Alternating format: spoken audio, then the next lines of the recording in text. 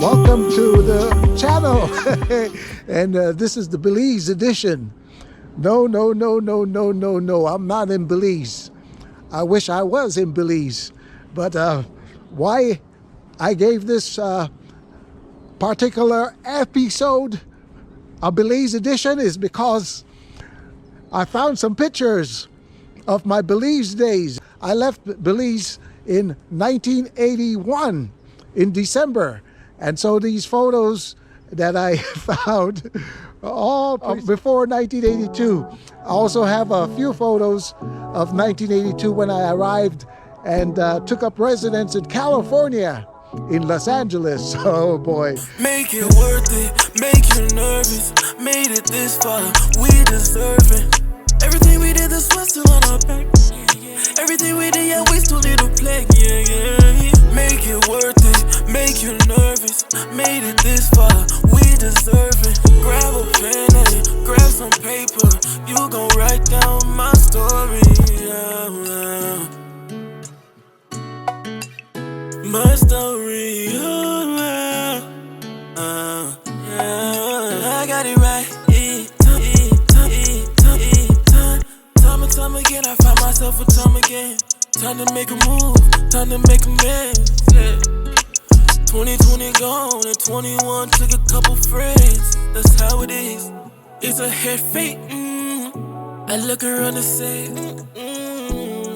it's a head fate. I look around and say, make it worth it, make you nervous. Made it this far, we deserve it. Everything we did, this was still on our back. Everything we did, yeah, we still need to play. Yeah. Make it worth it, make you nervous. Made it this far. So right now I'm at Drayson Center, and I came here and looked over the facility because I am thinking that beginning Thursday or Friday, I might have to start working out here if I get clearance from my physician from Orthopedic that I can resume physical activity. They have the stationary bikes, the Stairmasters, all kinds of equipment in there. And I was going to try to do some photography just to show you what it looks like, all the equipment. But they have a big sign that says absolutely no video photography. And I don't want to get kicked out, you know, doing some videotaping in there. So I'm out here on the main field, on the track. This is the super field, they call it. Take a look, the super field. Right now it's still some green in it. Not all green because of the weather conditions, you know.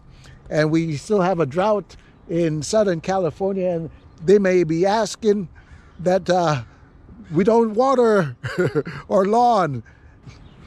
I am preparing myself to run again.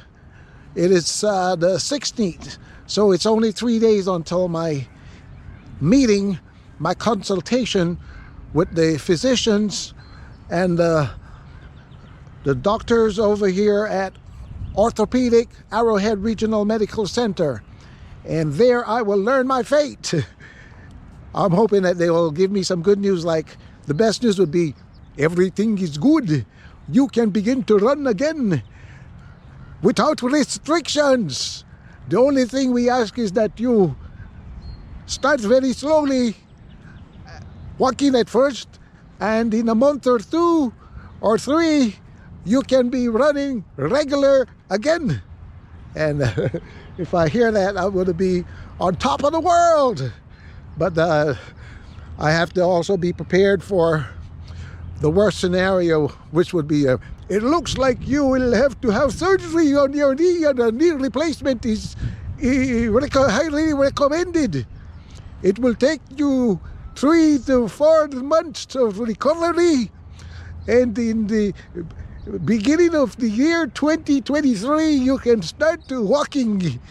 You will have to go through extensive rehab and all kinds of therapy sessions, and eventually you'll be able to walk again, but your running will not, you will not run a race again. We don't think you can run a race again unless you get a special prosthetic, and that is very costly, and your insurance does not cover that. So I have a list of these 10 things that I need to take care of right away. From the from the get-go, you should say, or you could say, when I get started to run again. And the first thing on that list, I need to make sure that I have the venue and my schedule right, so that I'm running on safe courses during the daytime. I don't want to be running at night. That's number 1. Secondly, I want to make sure that I have all my equipment lined up. I'm not just talking about my shoes, although those are the most important things. Yeah, I have my 2 daily trainers that I can rotate.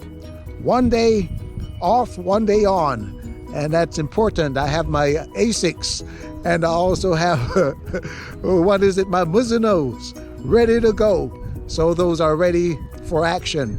But also I need to make sure that I have my jump rope, my everything else that I need to facilitate recovery. And I'm going to have to invest in some rollers, foam rollers for rolling out the muscles and the kinks that you get when you're doing hard workouts. Number 3, I have to pay attention to diet and weight again. I have to get back on the 2000 challenge. Right now, I think I'm 137, 136 pounds, somewhere there in that region. And I want to get back, you know what it is. My racing weight is 125. Yeah, I have to get back there again. Number 4, I have to set realistic and attainable goals. Not just long-term goals like my last video. I set my race time targets for 2024, but I'm also talking about short-term goals. Goals for like monthly goals for the next month or for the next 2-3 months. And what I did, I printed out my calendar. I haven't done that in a while. I printed out my calendar so I can write on those calendar pages, set the goals right. Number 5, and this one I'm really looking forward to with great anticipation, which is I'm going to get to reset my Garmin Forerunner 245 watch. Number 6, I have to get a good beginning to run program, a good beginner program to get me started to run all over again, because I'm going to be starting from walking to running. So I'm not sure I look at some of the programs and they want me to be walking for up to half an hour for the first 2 weeks or so before I can start any running, but we'll see. Number 7, of course, I have to get a regular sleep program. Have to get it standard, something that I will do regularly every day.